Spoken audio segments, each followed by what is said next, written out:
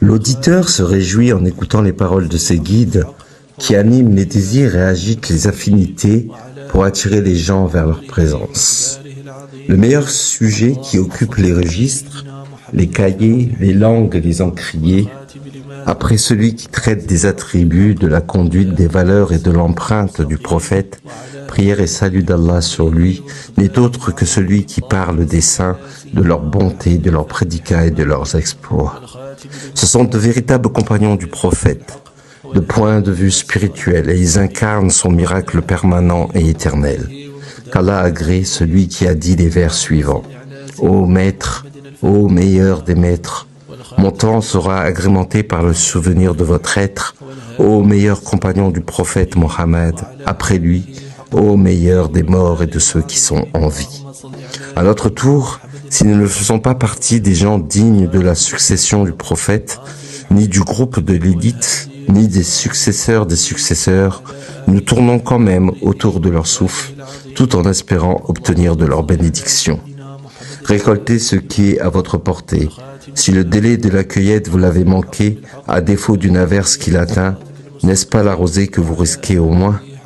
Il est accordé à celui qui ne cesse de répéter les prédicats des élus, qui s'intéresse à leur œuvre, qui ne cesse de parler d'eux, qui aime les anciens parmi eux et les nouveaux, d'être reçus chez eux, de bénéficier de leur bienfaisance et d'accrocher un certain intérêt dont les retombées lui seront très utiles. C'est dans ce sens que le poète a dit « Parlez de leurs belles particularités et de leurs qualités. Cette conversation sacrée est pour nous le compagnon des âmes élevées. Si vous en prenez un verre, votre fatigue et votre misère seront dissipées. Qu'Allah nous range parmi ceux qui les aiment et qui suivent leur voie et leur parti, qui nous fasse jouir de leur enseignement et de l'admiration de leur conduite et de leurs traces. Sachez, clémence d'Allah sur vous, que je ne peux pas traiter la totalité des exploits, des signes, des mérites et des prodiges de notre maître, Cheikh Sidna Ahmed Tijani, satisfaction d'Allah sur lui. Je ne peux les énumérer le long de l'éternité et en parcourant les temps. La raison est la suivante. Chaque fois que je me rappelle une vertu, je découvre d'autres vertus. Et chaque fois que je réfléchis sur un signe, je trouve un autre signe plus important, et ainsi de suite. Particulièrement en ces moments-là où le cheikh, satisfaction d'Allah sur lui, est encore en vie, c'est-à-dire en ce mois de Shaban, 1213 de l'Hégire. Tout ce qui parvient au lecteur dans le présent livre n'est qu'une partie de ce qui est déjà passé avant cette date. D'autres choses vont apparaître par la suite. Soyez patients. Vous allez trouver, cher lecteur, quelque chose de noble s'il plaît à Dieu, quelque chose d'éminent, comme divers prodiges et récentes informations qui vous procureront de la lumière et qui lanceront de la joie dans votre cœur. D'ailleurs, toute nouvelle information sonne bien aux oreilles. C'est ainsi que, dans le présent livre, s'il plaît à Dieu, je vous mentionnerai ce qui rendra les yeux souriants et donnera de la joie à toute personne chagrinée. Je ne mentionnerai que ce qui est authentique, véridique, et ce qui pourrait convaincre les gens qui comprennent et réfléchissent bien. Vous allez voir que les exploits de ce cheikh, satisfaction d'Allah sur lui, n'ont pas de limite. Ses mérites sont immenses et il est impossible de les mesurer. Ils sont bien diffusés chez les gens. Ils n'ont pas de limite ni de mesure. On se propose alors d'en citer une petite partie dans le présent document, sinon la plume risquerait de se fatiguer, ainsi que la main et le pied. Ces exploits sont très célèbres chez les gens, comme du feu sur un drapeau. Le poète a donc raison de dire « Interrogez donc sur lui les détenteurs du savoir, de la raison et de la pensée, ainsi que celui qui dispose d'une certaine connaissance et des dignitaires de la piété. » Je vais vous mentionner des paroles de notre cheikh, devant lesquelles les oreilles restent stupéfaites. Ces paroles provoquent des larmes aux yeux et profiteront selon la volonté d'Allah à la fois à l'obéissant et aux désobéissants. Elles me sont parvenues, ou bien en écoutant moi-même le cheikh qui les prononce, ou bien en lisant sa propre écriture, ou bien par l'intermédiaire de ses compagnons qui ne l'abandonnent presque jamais et qui rapportent ce qu'il dit, ou bien par une constatation personnelle, ou bien en lisant l'écriture de ceux qui écrivent sur lui. Je n'écris rien avant de m'assurer de l'authenticité et de la crédibilité de ce que j'écris et de celui qui me rapporte l'information. Mais je crois à la crédibilité des narrateurs. Les rapporteurs à partir desquels j'ai mentionné des informations sont tous vertueux et dignes du titre de maître, d'homme de religion, d'homme doté d'amour pour Allah et d'homme de confiance. Chacun d'eux peut être considéré comme un modèle qui guide les gens par ses causeries. Qu'Allah m'accorde ainsi que vous, chers lecteurs, l'adhésion au parti du Cheikh et qu'il nous fasse connaître sa valeur et celle de ses compagnons qu'il aime. Qu'Allah exauce cette invocation, nous nous dirigeons vers lui tout en nous mettant derrière son bien-aimé, notre maître, Sidna Muhammad, sa famille proche et ses compagnons. Celui qui s'accroche à ces gens atteindra ses objectifs et ne sera pas loin d'obtenir ce qu'il veut. Lorsque vous les mentionnez, chers affectueux, étalez vos mains d'invocation et patientez un moment devant leur porte d'une manière obséquieuse. Dites par la langue du démuni, « Ô Allah, sois clément à l'égard de ton pauvre et faible serviteur, malgré son injustice et sa tricherie. » Dans le hadith Qudsi, rapporté par le messager d'Allah, prière et salut d'Allah sur lui, Allah le Très-Haut dit « Je suis chez ceux dont le cœur est abattu pour moi. » La servilité et la nécessité auprès d'Allah constituent la meilleure chose à se procurer dans ce monde ici-bas. Sachez, chers lecteurs, que j'ai commencé à écrire ce livre béni début Chaban, 1213 de l'Hégire à Fès. Qu'Allah protège cette ville et la surveille par l'œil de la diligence. Qu'il vous vienne, chers lecteurs, en miséricorde et qu'il nous offre ses biens. Il est vraiment miséricordieux et affectueux. Je n'ai pas écrit un seul mot de ce livre sans que je ne fasse la istikhara prophétique, sans que je me réfugie chez Allah et sans que je ne lui montre ma nécessité auprès de lui seul. J'invoque le glorieux qu'il m'accorde inspiration pour corriger ce document. Allah est généreux et grand donateur. Ce n'est pas un pauvre homme comme moi qui va oser collecter les propos des élus d'Allah le Très-Haut et leurs attributs. Et ce n'est pas un pauvre homme comme moi qui va rassembler dans ses notes leurs affaires et leurs dons.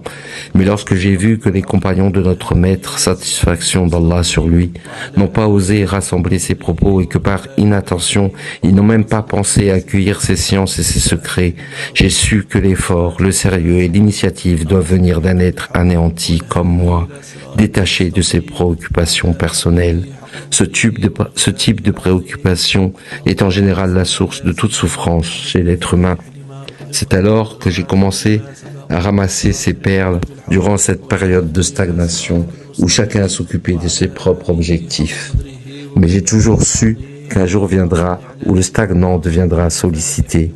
Il ne tarde en effet jamais à devenir recherché et désiré, et il se peut qu'il soit sollicité sans qu'on le trouve, à cause de sa rareté chez ceux qui connaissent sa vraie valeur et son importance. Je me suis alors engagé à m'occuper de ces perles.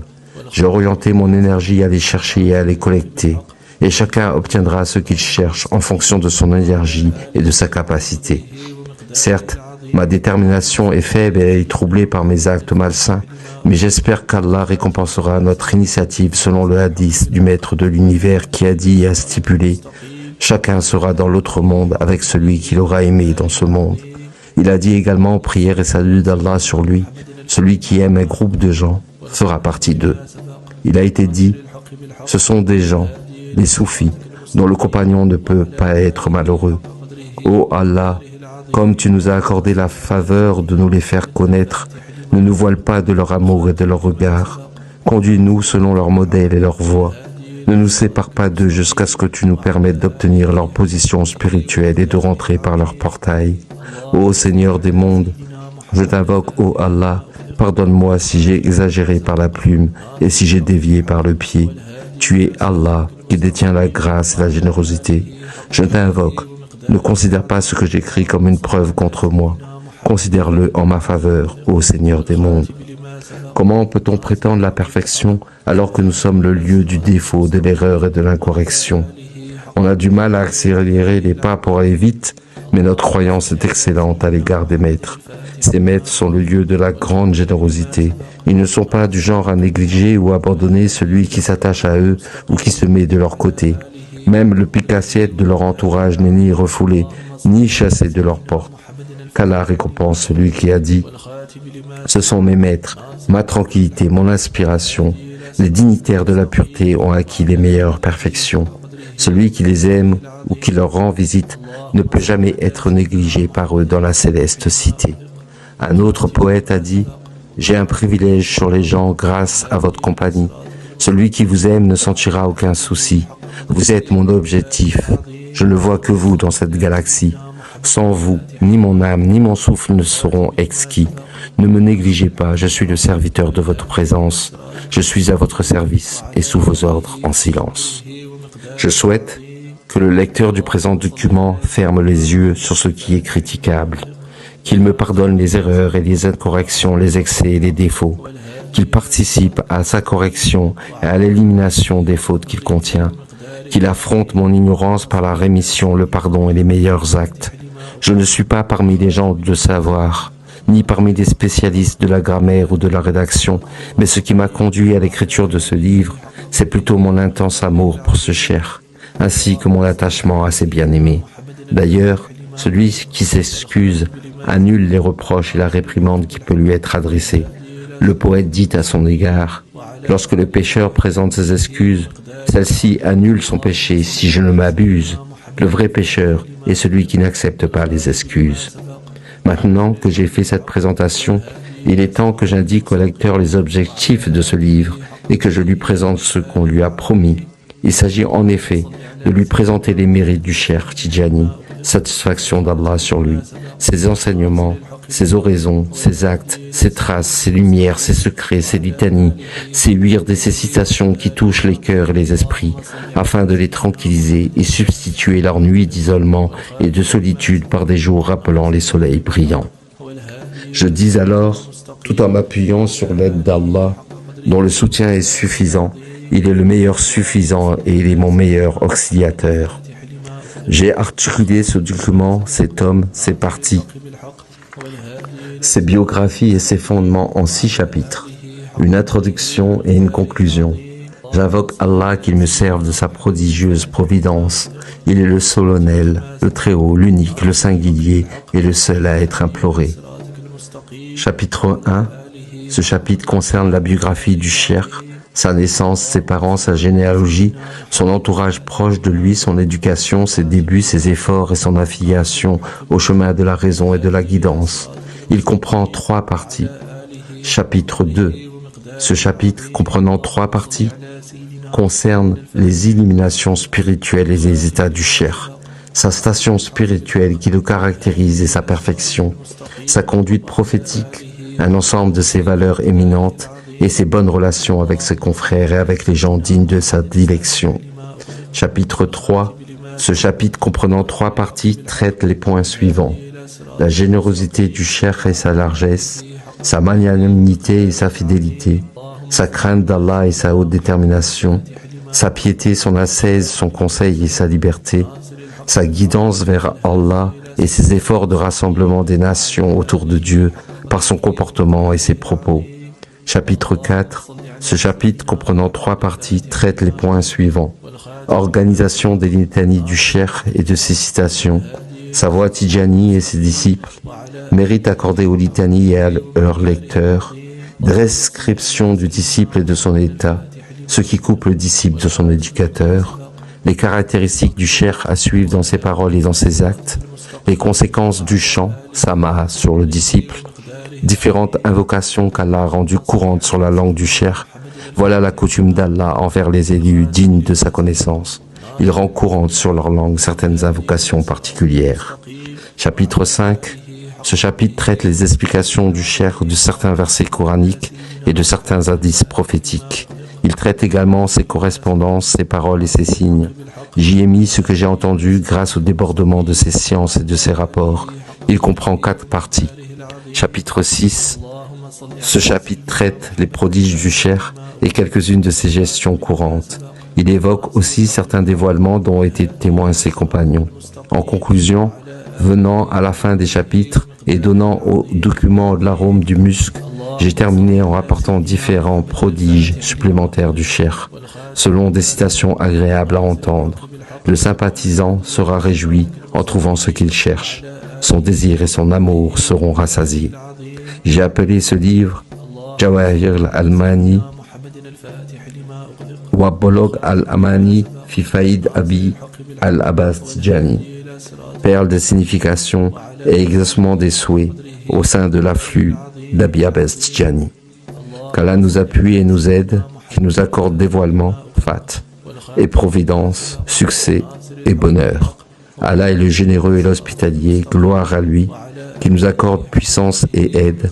Comptons sur lui pour compléter ce livre, le terminer. Il n'y a pas d'autre source d'énergie que la sienne. On ne peut compter sur personne à part lui. Allah est le protecteur et le garant. Il me suffit. Il est mon meilleur garant. Qu'Allah m'accorde le succès. C'est lui qui me guidera vers le droit chemin. والخاتم لما سبق ناصر الحق بالحق والهادي إلى صراطك المستقيم وعلى آله حق قدره ومقداره العظيم اللهم صل على سيدنا محمد الفاتح لما أغلق والخاتم لما سبق